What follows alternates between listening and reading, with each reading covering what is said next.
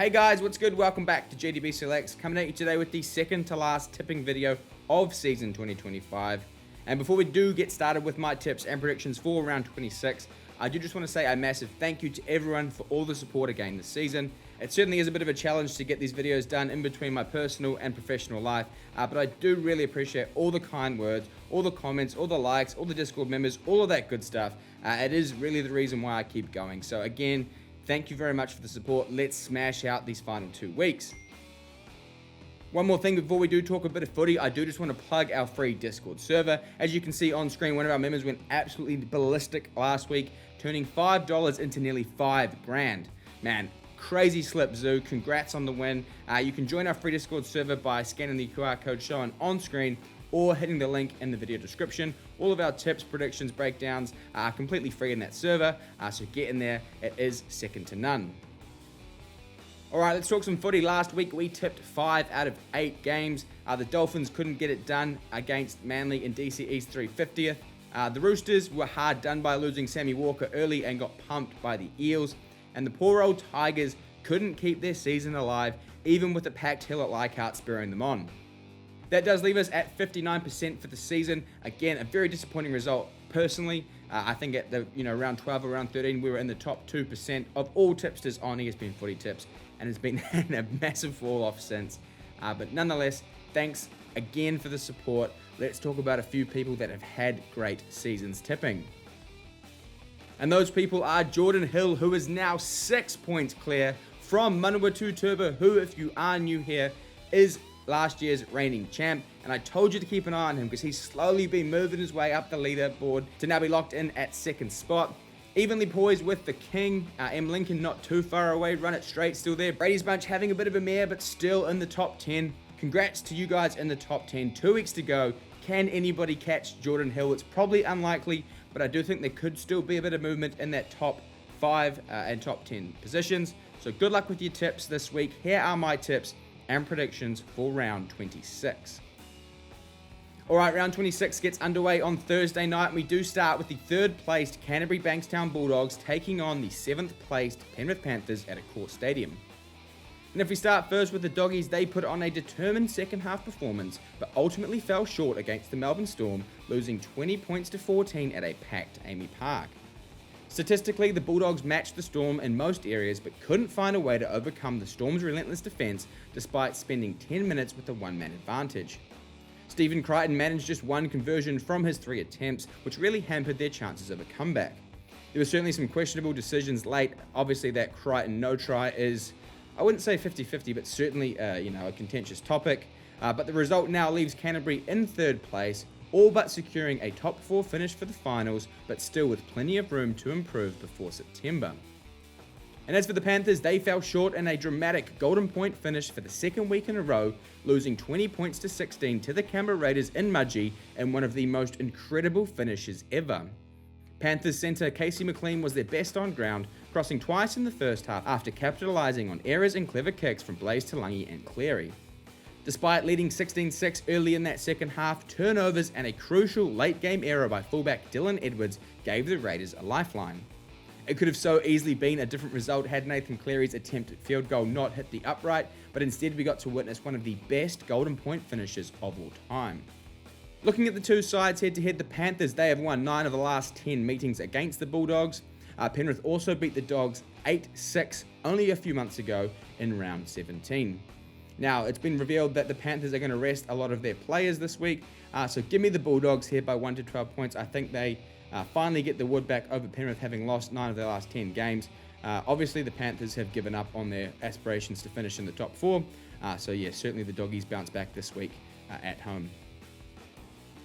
Moving now to the first of 2 games on your Friday night this week, and we do start over here in Tamaki Makaurau with the 4th placed Warriors taking on the 14th placed Parramatta Eels. And if we do start first with the Wars, they secured a strong 32-18 point victory over the Titans at Seabus Super Stadium, propelled by another spectacular performance from Roger Tuivasa-Sheck. RTS scored 2 tries, ran for an impressive 245 metres, with 89 of those coming post-contact, and cemented his place as the club's leading try scorer for the season. It was also the best performance of the halves pairing of Tana Boyd and Chanel Harris-Tavita this far, with both players recording try assists and controlling the game with their kicking, especially in that first 40. The win obviously keeps the Warriors in the top 4 heading towards the finals and avenges prior heavy defeats to the Titans at the same venue. And as for the Eels, they stunned the Sydney Roosters with a dominant 30-10 point victory at CommBank Stadium, running in 6 tries to 2 and delivering a significant blow to the Roosters' finals hopes. Halfback Mitchell Moses was instrumental for the Eels, orchestrating with a try, a crucial sideline conversion, and a pinpoint attacking kicking game. Josh Adokar also contributed a spectacular 90-metre intercept try, while Jordan Samrani crossed for a late double. A really good showing from the Eels, who quickly righted their wrongs against Souths the week prior. Looking at the two sides head-to-head, the Eels, they have won 7 of the last 10 games against the Warriors. However, the Wars, they have won 6 of the last 8 meetings between the two clubs at Go Media Stadium. The live odds currently have the Warriors at $1.57 favourites, with the Eels currently $2.40 outsiders, and the points line is currently 4.5. Ooh, should be a good game this. Obviously I'll be there, the last home game for the season, and a massive game for the Warriors, right? If they can win this, it goes a long way to helping them secure that top 4 finish. So of course I'm going to take the Wars here 1-12, but I do think it's a tight game. And the final game on Friday is the 2nd placed Melbourne Storm taking on the 8th placed Sydney Roosters at AAMI Park in Melbourne. Alright, and if we start first with the Storm, who secured a hard-fought 2014 victory over the Bulldogs at AAMI Park, bolstering their hold on 2nd place on the ladder. The Storm led 12-0 at halftime with tries from Ali Katoa and Ryan Pappenhausen, supported by strong defensive efforts that kept the Bulldogs scoreless in that first 40. Key players shone for the Storm, including winger Xavier Coates, who scored a decisive try early in the second half, despite Storm captain Harry Grant spending 10 minutes in the sin bin. Storm managed to control possession expertly during Grant's absence, with Jonah Pezic assisting Coates on the try that extended Melbourne's lead. I feel like I sound like a bit of a broken record when I talk about the Storm lately. I thought, again, a far from perfect performance, but once again, they walk away with the 2 competition points, and also the Storm are expected to rest players across this week and next. And as for the Roosters, they suffered a heavy 30-10 point defeat to the Parramatta Eels at CommBank Stadium, with their chances severely impacted early on by halfback Sam Walker's head knock in the 7th minute, which sidelined their key playmaker and disrupted their attacking rhythm. The Tricolours could only manage a 57% completion rate, but despite the loss, winger Mark Nwanganitawase was a constant threat for the Roosters, making crucial defensive tackles and adding to his ever-growing highlight reel on attack, while captain James Tedesco fought hard but was limited due to the lack of possession. The shock upset loss, mixed with the loss of Walker's HIA, could really hamper their chances of making the 8, and certainly sets up 2 blockbuster games to finish, this week against Melbourne, and then the book of feuds against South to close out round 27. Looking at the two sides head-to-head, the Storm, they have won 12 of the last 13 games against the Roosters. Melbourne have also won 5 of the past 6 meetings at AAMI Park, and I do think they make it 6 from 7. I do like the Storm here by 1-12 points. Obviously no Grant for the Storm, but no Walker for the Roosters is a big one. He's been a massive part of their attack since his return. And even though the Storm haven't looked too good defensively, they've shown far more good signs than the Roosters. So give me the Storm here by 1-12 points. Alright, moving now to the first of 3 games on Super Saturday this week, and we do start with the ladder-leading Canberra Raiders hosting the 11th placed West Tigers at GIO Stadium. Alright, and if we do start first with the Raiders, who solidified themselves as premiership contenders after securing a thrilling 20-16 Golden Point victory over the Penrith Panthers at Glen Willow Oval. Canberra once again showed their impressive resilience and defensive efforts against the reigning 4-time premiers. Penrith took control early before the Raiders fought back with tries from Tapani, Sasangi and Strange to level the contest at 16-all before forcing extra time. The match-winning try, which I'm sure everyone in their right mind has seen a million times, came from that 100-metre break involving Ethan Strange and was finished off by Kyle Weeks after Nathan Cleary's final field goal attempt hit the post in extra time, leading to one of the greatest Golden Point finishes I have ever seen. Full credit to the Raiders, they are the real deal in 2025. And as for the Tigers, they had their season ended by the North Queensland Cowboys to end round 25, going down at Leichhardt Oval 28 points to 34. West fought back strongly after an early deficit, with Taylor May scoring 2 tries and Jareem Buller, Jerome Luai and Brett Naden also crossing for 4 pointers. The Tigers lost halfback Adam Dewey in that opening half and then were forced to play the final 10 minutes without their replacement half Latufanu due to an HIA, which opened the doors for the Cowboys to overcome a 28-16 deficit in that second 40 to snatch victory. Really feel for the Tigers. They've showed, considerable improvement this year, and I really thought they were going to get it done against the Cowboys on Sunday. Looking at the two sides head-to-head, the Raiders, they have won 9 of the last 10 games against the Tigers, and Canberra have also won 6 of the last 7 meetings at GIO Stadium. And unfortunately for Tigers fans, I do think the Raiders put a bit of a clinic on this week. I'm taking the Raiders 13+. The Tigers' grand final was last week, and they couldn't get it done. There's no way they're up for this game. Their season is dead and buried. The Raiders, however, are flying. One more game at home to show their fans, just how much they've improved this season. Give me Canberra 13+, lock of the round. All right, moving now to the second game on Saturday this week, and we are going to Jubilee Stadium where the 13th place St. George Illawarra Dragons will be taking on the 10th placed Manly Sea Eagles. All right, if we start first with the Dragons, who suffered their largest defeat at the hands of the Rabbitohs, failing to score a single point in a disappointing 40-0 grubbing. Much like I touched on with the Tigers, I think it's fair to say that the Dragons played their final game of the season the week prior against the Warriors, and that was pretty evident from their body language post-game, with that loss effectively ending their season. It was always going to be a tall task given the Saints' injury toll, but I don't think that anyone expected the Rabbitohs to dominate the way they did.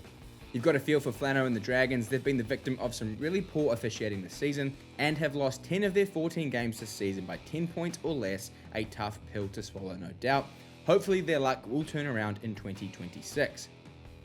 And as for the Sea Eagles, they delivered a dominant performance in round 25, defeating the Dolphins 58 points to 30 at 4 Pines Park. Despite a shaky start, conceding early tries, Manly quickly turned the game around, pulling together to put on a strong team performance to mark Captain Daly Cherry Evans' 350th career game. Manly showcased an offensive masterclass with a total of 10 tries, including doubles from Tom Trbojevic, Luke Brooks, and Lehigh Hopewadi.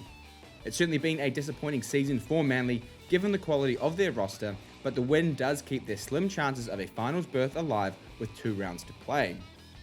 Looking at the two sides head-to-head, fairly evenly matched recently, with the Dragons winning 6 of the last 10.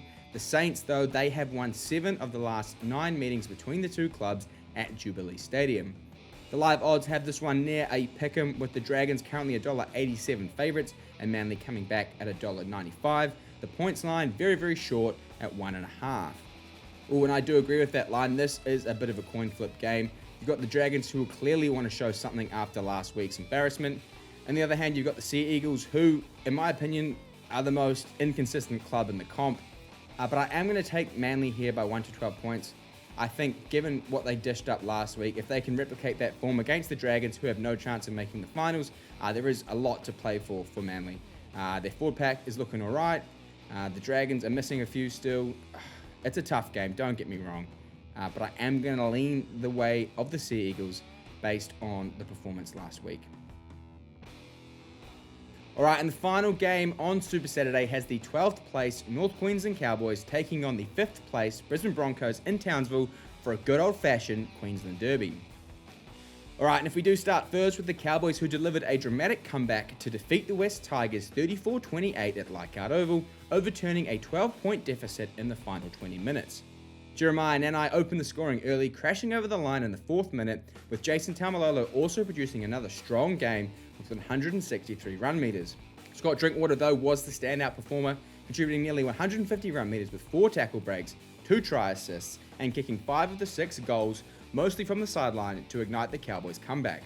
A highly entertaining vintage Cowboys game where defense was far from a priority. And as for the Broncos, they secured a commanding 46 12-point victory over the Newcastle Knights at McDonald Jones Stadium. The Broncos surged ahead, particularly in that second half, turning a close first 40 into a dominant win. Brisbane were never threatened by the Knights, running in 9 tries to celebrate Ben Hunt's 350th game in style. The win certainly bolstered the Broncos' position in the top tier of the ladder and sets them up perfectly for a run into finals, despite being without their first choice halves combination. Looking at the two sides head-to-head, the Broncos have won 6 of the last 8 meetings. That also includes 5 straight.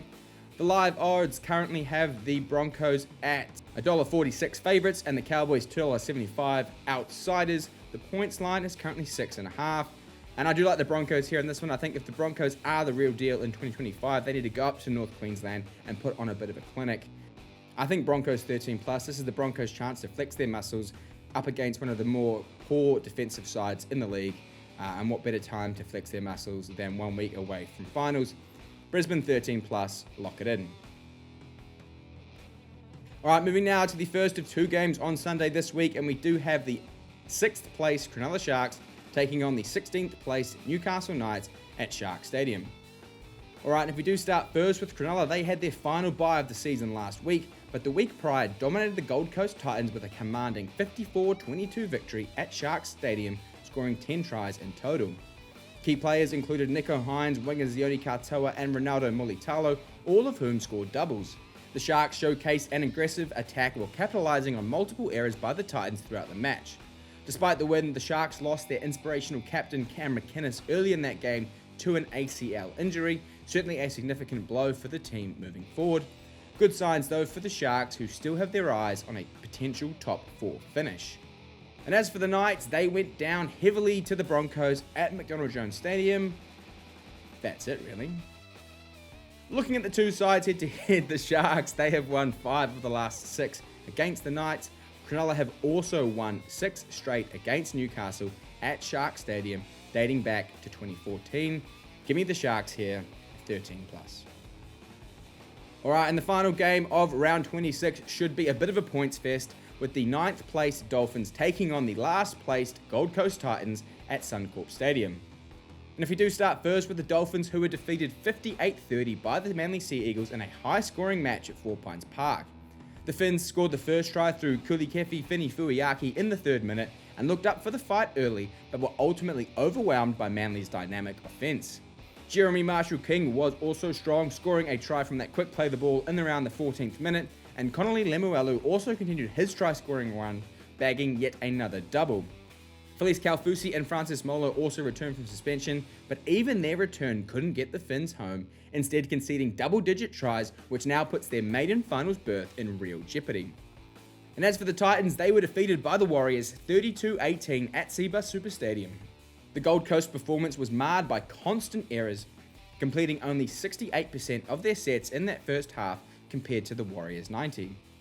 Tino Fasua-Malaawi was the standout yet again for the Titans, making a huge impact with a powerful tackle early on to give his side the ball and scoring the first try in the 3rd minute. He played 64 of the 80 minutes, making 151 run meters with 47 tackles, but his efforts were once again not enough to get his side home, ultimately leading to Des Hasler's sacking. Good luck to any coach trying to turn that club around, man. I think it is cursed. Looking at the two sides head-to-head, the Dolphins, they have won 4 of the last 5 meetings between the two clubs. Both sides have won a game each at Suncorp Stadium. The live odds currently have the Dolphins $1.53 favourites and the Titans are $2.55 outsiders, with the points line currently sitting at 4.5.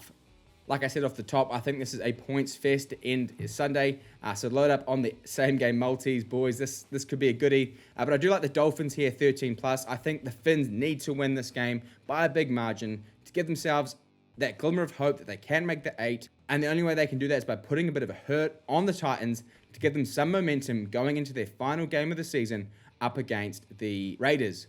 I really do hope the Dolphins make it. They've been, ravaged by some really, really cruel injury blows at certain times this year. They then go to Canberra to play the Raiders, who will probably rest a lot of their key players. So this is a must-win game for the Dolphins, and I think they can do it with relative ease. Bang, just like that, we are done for another week, the second to last week of the season. Thank you, as always, for watching. Leave your tips in the comments down below. Leave a like on the video, hit subscribe, join our free Discord server, and I will see you all again one last time next week.